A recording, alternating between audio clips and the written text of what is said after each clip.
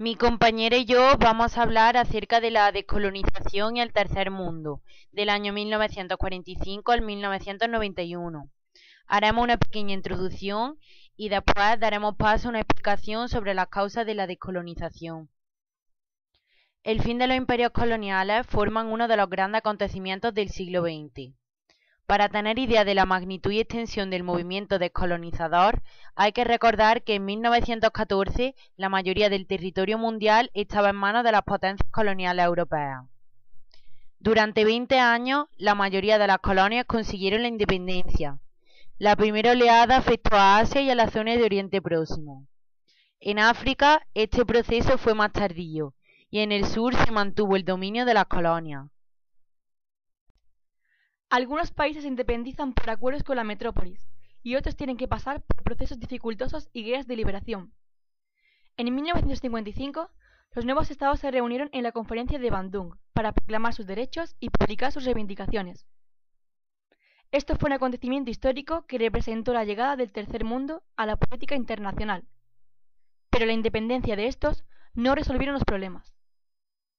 Los nuevos estados siguieron manteniendo la dependencia económica respecto de las antiguas metrópolis, lo llamado neocolonialismo, y hoy se afrontan graves problemas de subdesarrollo. Causas de la descolonización. La Segunda Guerra Mundial creó el marco favorable para la descolonización y al acabar el conflicto, las viejas metrópolis quisieron volver a la situación anterior, pero tenían serias dificultades para restablecer su poder. Una de las causas principales de la descolonización fue la debilidad de las metrópolis. Tras la Primera Guerra Mundial, en el periodo de entreguerras, se gestaron algunos factores que llevarían a la descolonización, proceso mediante el cual una colonia logra su independencia de un poder colonial al que se encontraba sometida.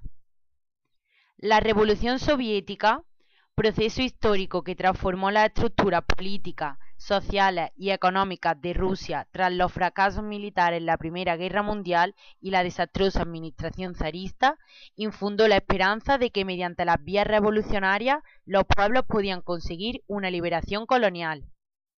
En esa época se crearon entre las élites indígenas educadas en Europa los primeros grupos nacionalistas que apostaban por la independencia. Una de las personalidades más destacadas de la época fue Ho Chi Minh. Ho Chi Minh fue un líder revolucionario vietnamita, nacido en 1890 en la Indochina francesa, que emigró a la metrópoli en 1912. En París se convirtió en militante del Partido Socialista Francés y en 1920 se alineó con el grupo que fundó el Partido Comunista Francés. En China organizó la Juventud Revolucionaria, reclutando entre los exiliados el núcleo humano necesario para impulsar una revolución anticolonial en Indochina, en 1924. Sobre aquella base fundó más tarde el Partido Comunista Indochino en 1930. En 1941 creó el Viet Minh frente a la independencia de Vietnam de carácter nacionalista y comunista, siendo el gran líder de la independencia de Vietnam. Ho Chi Minh murió en 1969, antes del fin de la guerra, sin llegar a ver la retirada estadounidense en 1973, el hundimiento militar de Vietnam del Sur en 1975 y la reunificación del país bajo un régimen comunista en 1976. En su honor, las autoridades vietnamitas pusieron el nombre de ciudad de Ho Chi Minh a la antigua capital de Vietnam del Sur. Fue la Segunda Guerra Mundial la que creó las condiciones para que los movimientos de liberación nacional consiguieran su objetivo. Esto acabó con el mito de la potencia colonial invencible, cuando Francia y Gran Bretaña fueron derrotadas en sus colonias africanas y asiáticas por las potencias del Eje, coalición encabezada por la Alemania nazi, la Italia fascista y Japón, que luchó contra los aliados en la Segunda Guerra Mundial. El origen de esta alianza se halla en el progresivo entendimiento entre Hitler y Mussolini. Las colonias africanas y asiáticas fueron invadidas por Japón. Los grupos de resistencia contra las potencias del Eje fueron una escuela para formación de guerrillas que consagraron a líderes populares que luchaban contra invasores y predicaban la voluntad de no volver al colonialismo una vez liberado el territorio de los ocupantes japoneses. Desde la metrópoli se criticaba contra el modelo colonial. Los rendimientos económicos obtenidos no compensaban los grandes costes de la administración y defensa. Los imperios producían ganancias a una minoría vinculada a negocios coloniales, por ejemplo, Gran Bretaña, y no para el conjunto de la población, que estaban condenados a pagar grandes impuestos para poder mantenerse. En la Europa empobrecida y devastada por la Segunda Guerra Mundial, se extendía entre la población la conciencia de que el coste económico y humano para conservar las colonias era excesivo. Otra de las causas de la descolonización se identificó con un contexto internacional favorable. Una de las consecuencias de la Segunda Guerra Mundial fue un nuevo equilibrio internacional en el que las viejas o antiguas potencias coloniales pasaron a un segundo plano ante el nacimiento de dos nuevas superpotencias como son los Estados Unidos y la URSS. En la Guerra Fría, ambas potencias mostraron su posición anticolonialista y su apoyo al proceso de descolonización. Estados Unidos quiso dar una prueba de ello cuando en 1946 concedió la independencia a Filipinas. La URSS hizo público su apoyo a los movimientos independentistas.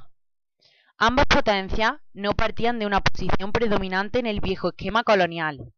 Estaban mucho más interesadas en propiciar la descolonización y extender en los nuevos países su influencia ideológica y económica. También, las organizaciones internacionales creadas tras la Segunda Guerra Mundial fueron partidarias de la descolonización. En 1945, la Carta Fundacional de las Naciones Unidas proclamó la igualdad de todos los pueblos y el reconocimiento del derecho de autodeterminación. Las Naciones Unidas se convirtieron rápidamente en una tribuna internacional, es decir, en el órgano judicial principal de la Organización de las Naciones Unidas. Era encargado de decidir conforme al derecho internacional las controversias del orden jurídico entre Estados y de emitir opiniones consultivas respecto a cuestiones jurídicas que pueden ser sometidas por órganos o instituciones especializadas de la ONU. La Tribuna Internacional estuvo a favor de la independencia de los pueblos colonizados, de los cuales muchos representantes del mundo intelectual adoptaron posiciones anticolonialistas, y la Iglesia Católica defendió la evolución del mundo colonial.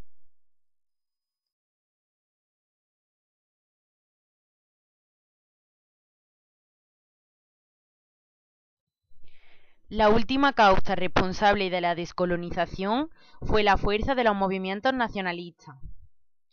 Tras la Segunda Guerra Mundial, los movimientos nacionalistas se extendieron por todas las colonias y aumentaron su influencia y prestigio. Hay diferentes tipos de movimientos. 1. Grupos dirigidos por partidos comunistas que contaban con un amplio apoyo de la población, como Indochina e Indonesia, y que se apoyaban en otras fuerzas, llamadas Frentes Nacionales, que eran organizaciones amplias de lucha política y social. 2. Movimientos de ideología estrictamente nacionalista que quería unir a todos los sectores sociales y que gozaban de un gran respaldo popular, como el caso del Partido del Congreso en India, que fue un partido político fundado en Bombay el 28 de diciembre de 1885, como una rama india del Partido Liberal británico. Tuvo un papel decisivo en el proceso de independencia de India respecto al Imperio Británico, en la configuración de la Unión India e incluso sigue teniendo un protagonismo definitivo en la política india actual. En algunos países islámicos, la reivindicación de su identidad religiosa fue uno de los componentes de su nacionalismo.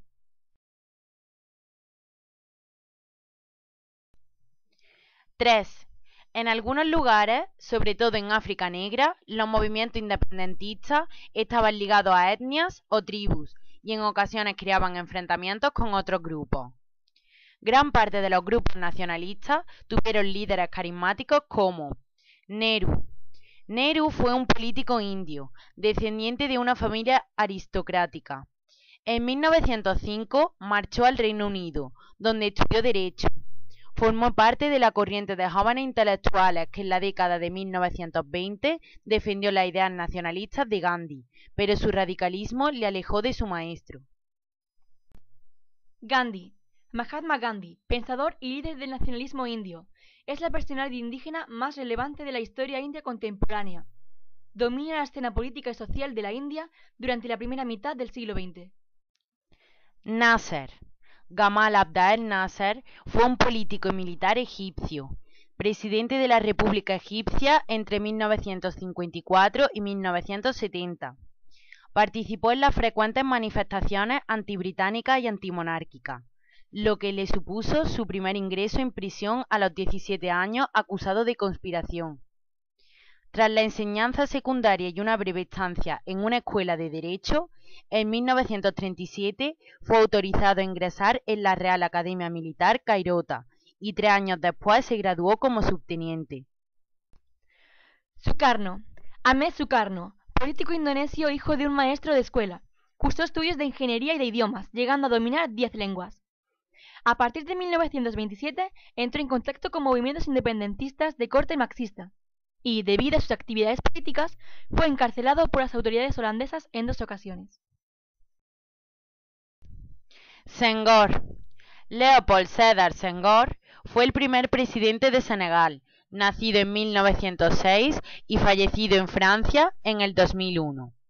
Realizó estudios universitarios en París, en donde se integró en los medios intelectuales. Se vinculó al Partido Socialista francés y en 1937 lanzó la idea de la negritud, como expresión de los valores culturales e históricos del mundo negro tanto en África como en América.